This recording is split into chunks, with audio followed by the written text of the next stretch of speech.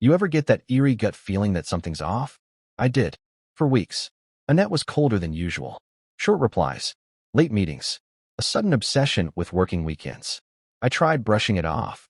Told myself I was overthinking, that every marriage goes through dry spells. But deep down I knew. Then one night, she sat me down on our worn leather couch like she was conducting a business meeting. Her eyes were glossy but dry. Ryan, she said, I need to be honest with you. I've been seeing someone. I didn't say a word. Just stared at her. She mistook my silence for weakness, the way people do when they think they know who you are. It was a mistake, she went on. It's not about love. It's complicated. He's my boss, Alex, and it started during the Denver conference. Oh, Alex. The guy who always called me buddy, with that smug corporate grin like he was better than everyone in the room. I still didn't speak. She took a breath and continued, and this part hit different. I want to fix this, but it has to be on my terms. Her terms. She wanted us to stay married, but she'd keep her job and her friendship with Alex. And just like that, the quiet man she thought she married began to wake up. Because what Annette never knew was that before the spreadsheets, before the clean-cut desk job and mortgage and golden retriever, I was someone else. Someone with a past. A past that rode a Harley. A past with leather jackets and cold vengeance. A past that never tolerated betrayal. And Annette? She had no idea what she'd just lit. I didn't yell. Didn't beg. Didn't cry. Annette waited for it. The blow-up. The breakdown. But all she got was a nod and the simple words, okay, we'll do it your way. That's when the confusion crept into her eyes. She thought she'd won. For the next few days, I played the role she expected. Quiet. Compliant. Sleeping on the far edge of the bed. Pretending like her betrayal was something I could accept if I just tried hard enough. But every night, after she fell asleep, I slipped into the garage. There, under an old tarp, was a piece of my former life. A black 1998 Harley Softail. Dusty. Forgotten. But not dead. Neither was the man who once rode it. See, years ago, before I ever met Annette, I was part of something bigger, a brotherhood that didn't operate in the world of PTO meetings and wine tastings. We didn't do emails. We handled things personally. And though I'd left that life behind, I never burned the bridge completely. I started making calls. Quiet ones. To people who still owed me favors. By day, I nodded and smiled as Annette talked about rebuilding trust and her need for space. By night, I plotted. Not revenge in the bloody, violent sense. No, that would be too easy. I wanted something else, something far more elegant. I wanted Alex to crumble from the inside. And I wanted Annette to witness it. Alex drove a silver BMW and wore overpriced cologne that tried too hard. A man who built his image on LinkedIn quotes and fake charisma. But beneath the Rolex and tailored suits, he was just another insecure middle manager who thought sleeping with a married woman made him powerful. I'd seen his type before. Hell, I used to run circles around guys like him back when my world was oil-stained leather and roaring engines. So, I started digging. Not through computers, through people. A buddy of mine, Colt, still ran a custom parts shop out near the state line. He owed me big from back in the day when I bailed him out of a mess with a rival club. Now, Colt had a side hustle, info gathering. Quiet, fast, no questions asked. Within days, I had a full dossier on Alex Monroe. Guess what? Mr. Corporate Hero had some skeletons, a quiet non-disclosure settlement with a junior staffer from 3 years ago, a few questionable expense reports, and an off-the-books condo rented under an alias, just blocks away from his office. The same condo where he took my wife. Oh yeah, I went there. Not to confront him. To leave a message. Nothing illegal. Just subtle. I unscrewed the bolts on his front door handle just enough that it would fall off with the next good pull. Left an old biker coin, something from my club days, on the welcome mat. Most folks wouldn't recognize it. But to someone with a guilty conscience, it's a signal. And sure enough, the next day, Annette came home with a weird look. Alex said something happened at his place, someone might have broken in. I shrugged. Weird world. Then I looked her in the eye and smiled. Annette was starting to unravel, just a little. I saw it in the way she flinched when I asked how her friend was doing. In the way she paused before saying his name, like she was testing the air. Alex has been tense lately, she said one morning, pushing eggs around her plate. He thinks someone's watching him. I took a slow sip of coffee. Why would anyone watch him? Her fork scraped the plate. I don't know. Maybe it's just work stress. I nodded. Could be. But we both knew it wasn't. Alex had started calling her less. Meetings were getting rescheduled. His once daily texts became a trickle. What Annette couldn't know, was that I'd already reached out to a certain someone in his company's internal audit department. Just a tip, anonymous of course, pointing them toward a few financial irregularities, with receipts that mysteriously turned up in a plain envelope on their desk. And Alex? He started sweating. The man who once strutted like he owned the world was now glancing over his shoulder at every turn. And Annette? She was caught in the middle, trying to hold on to both her career and her fantasy affair, not realizing that both were sinking. That night, she approached me with something different in her tone. "I think we should take a trip," she said. "Just the two of us. Somewhere quiet." I almost laughed, but instead, I leaned back, tilted my head, and gave her just enough rope. "That sounds nice," I said. "Let's go somewhere honest."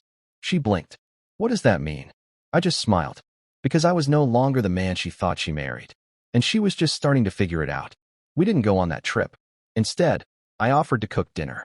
Candlelight, wine, old jazz on vinyl.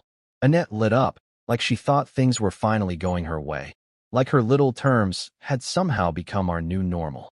She even wore the dress I always said made her look like a storm you could never outrun. She didn't know I'd invited a guest.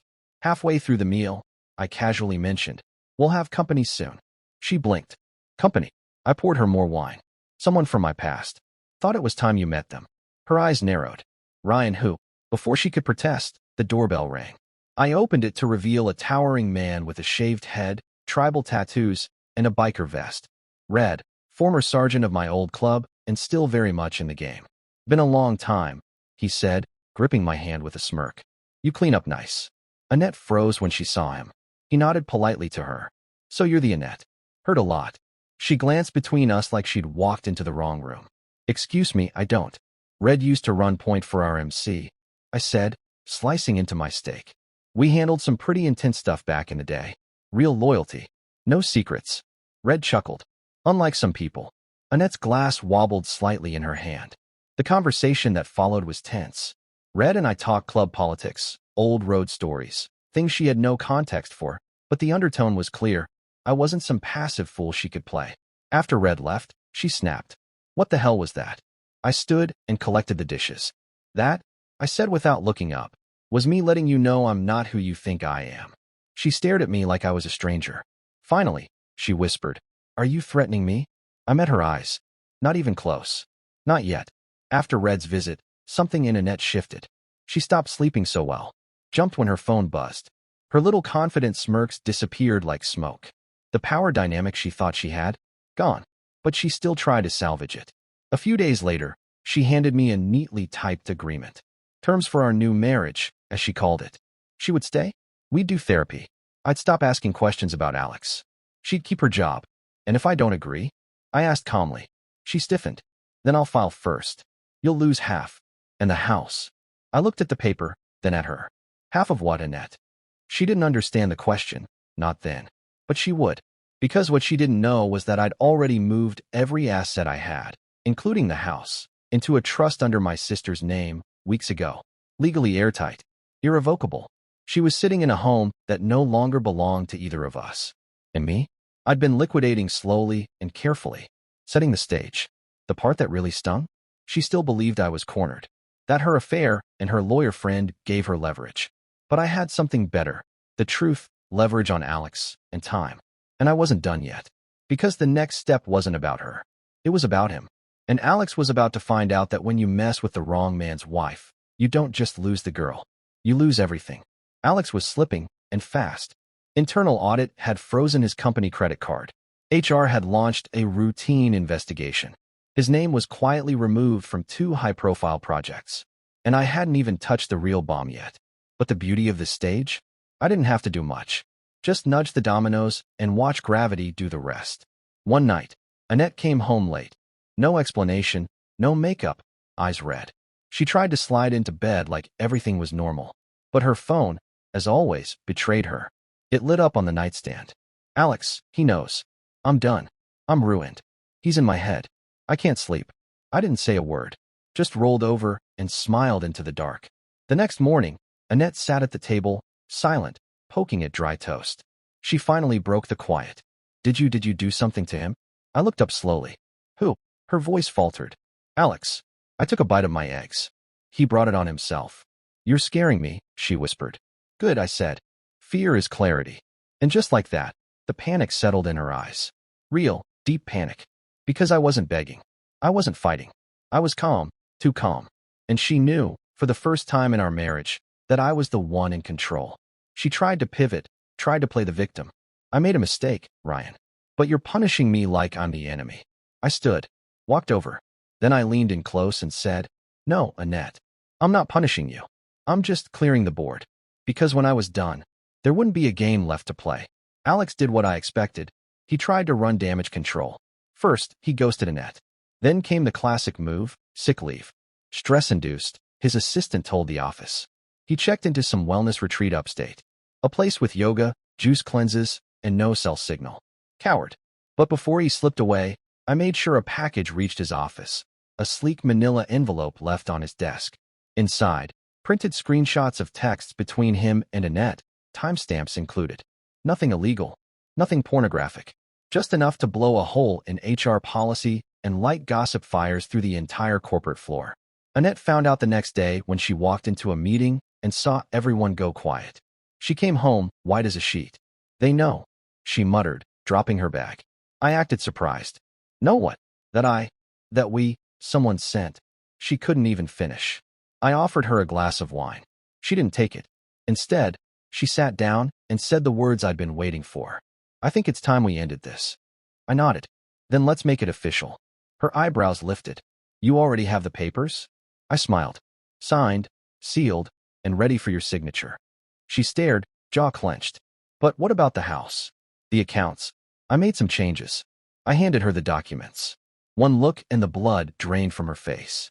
You gave it all away? She croaked. No, I said gently. I gave it to someone who didn't lie to me in our own bed. She stood abruptly. You're cruel. No, Annette, I said, calm as ever. You just never met the real me. And now? She was meeting him. Too late to matter. Annette didn't sign the papers right away. She paced, cried, bargained, tried to pivot from icy confidence to wounded spouse in the span of an hour. As if the woman who once gave me conditions to stay married could unbreak everything with a few tears. You can't just throw everything away, she snapped. I tilted my head. Annette, I'm not throwing it away. I'm freeing myself. You'll regret this, she whispered, gripping the document like it burned her skin. I leaned in. No, you will. It wasn't just about the betrayal. It was the arrogance. The way she thought she could cheat, confess, and then negotiate her way back into comfort. She never loved me, not the real me. She loved the idea of a stable, quiet man she could control. She never asked about my past because she assumed it was boring. She assumed I was boring. But now, with her job hanging by a thread and Alex in full-blown hiding, the walls were closing in. The next day, she signed the divorce papers. Not in a lawyer's office. Not with ceremony. She left them on the kitchen counter beside her house key and a note that simply read, I didn't know you were capable of this. I read it. Then I burned it. By evening, she was gone. No goodbye. No fight. Just silence. The kind that feels like a victory parade. I stood alone in the living room, staring at the empty space she used to inhabit. Then I smiled. Because there was one last thing to do.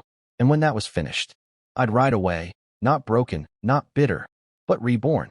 With Annette gone, all that remained was the man who started the fire, Alex Monroe. While he was busy hiding in his overpriced retreat, trying to cleanse his energy, I finished what I started. See, I had one last ace up my sleeve, something Colt dug up for me. Turns out Alex didn't just misuse company funds or blur the lines with female employees. He'd been selling internal project data to competitors for months. Encrypted, offshore transfers, hush-hush stuff. Stupidly risky, stupidly traceable. I packaged the evidence. Every transaction, every phony vendor, every shady email thread. And I sent it. Not to the police, not to his boss. I sent it to the company's board of directors. Why? Because corporate betrayal stings a lot worse when it's personal. I knew they'd turn on him faster than a pack of wolves if their bottom line was threatened. And they did. The story broke within 2 days. Alex Monroe, once the golden boy of tech sales, was placed under internal investigation. Assets frozen. Fired. Reputation shredded. His wellness leave became permanent exile. I didn't even have to lift a finger after that. The same man who called me pal while sleeping with my wife was now trending on LinkedIn for all the wrong reasons. Annette tried calling me that night. Once, I watched the phone ring, then let it die. She had made her choice. I had just finalized it. And now, it was time to ride. The night air was cool, perfect for what I had in mind. I wheeled the Harley out from the garage, its engine freshly tuned, chrome polished, black paint gleaming under the porch light. The house was quiet, stripped of her presence. No perfume lingering in the hallway. No heels by the door. No lies. Just me. And the road. I slipped on my old leather jacket, the one with the club's ghosted patch still stitched faintly on the inside. Not because I was going back to that life. No, but because it reminded me of who I used to be before I started living for someone else. I fired up the engine. That deep, guttural roar shook the stillness of the night. It wasn't noise, it was clarity. As I rolled down the driveway, I passed the garden Annette used to obsess over. The hydrangeas were wilting. Funny, she spent so much time pruning petals while neglecting the roots of our marriage. At the stop sign at the end of the block, I paused. I didn't look back. Not at the house.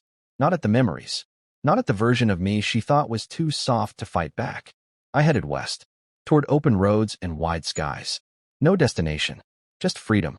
Because sometimes the best revenge isn't destruction. It's becoming untouchable. I didn't tell anyone where I was going. Not Colt. Not Red. Not even my sister, who held the keys to my new financial freedom. I needed space, time, and most of all, distance.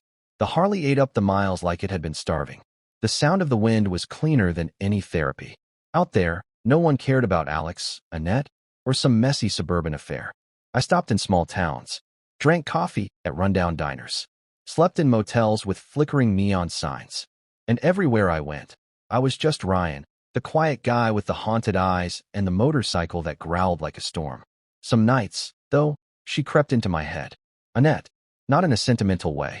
More like a question mark I'd already erased but still noticed on the page. What would she do now?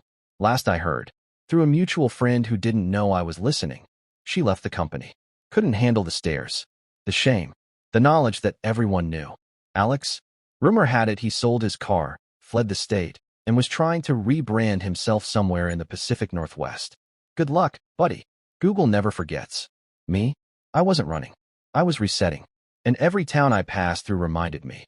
I had survived the fire and walked out cleaner than ever. 3 weeks into the ride, I stopped at a roadhouse just outside Flagstaff. It was the kind of place where nobody asked questions and everyone had a story they weren't ready to tell. I fit right in. That's where I ran into her.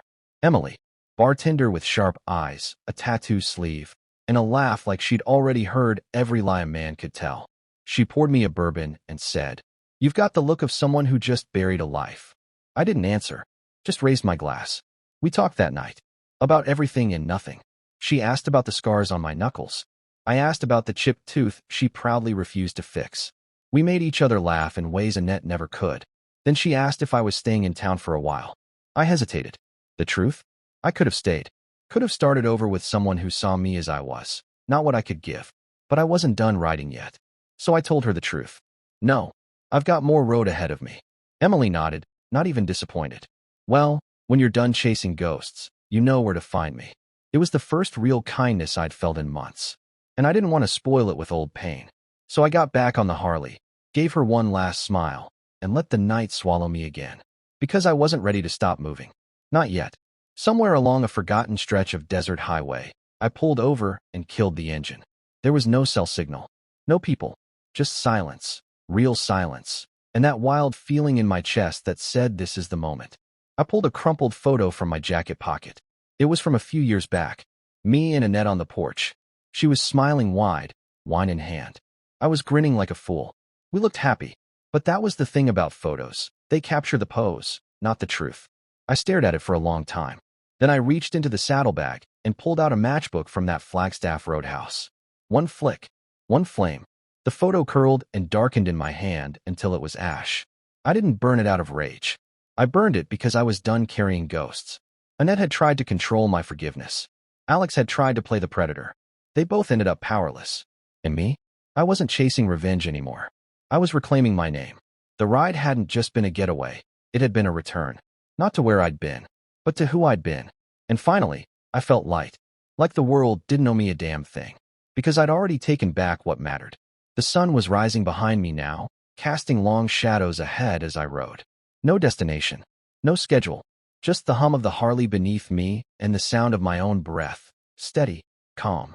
Back when Annette confessed and offered her conditions, she thought I'd fall apart, that I'd beg to be chosen, that I'd fight for scraps of a broken marriage. But I didn't, because I already knew something she didn't. The quietest man in the room is usually the one planning your exit. Alex underestimated me, thought I was some boring suburban husband. Now he's a ghost with a tainted name. Annette thought I was a safe bet, a man she could cheat on and still keep. Now she signs checks from a rented condo and whispers rumors about what Ryan became. What I became free. And there's power in that. You see, revenge doesn't always wear a fist or a threat. Sometimes it's a clean signature, an empty house, a full tank of gas, and the knowledge that they'll never get the chance to break you again. As the road opened up before me, I finally understood. Some goodbyes don't need closure, just distance. And that's all I ever wanted. So I kept writing, not to escape my past, but to leave them in it. Never underestimate a quiet man. He's not ignoring the betrayal. He's just calculating the cleanest way to leave you with nothing. If you enjoyed this story, make sure to leave a like, subscribe, and hit the notification bell so you never miss the next twist-filled tale. More shocking stories are coming your way. Don't miss out.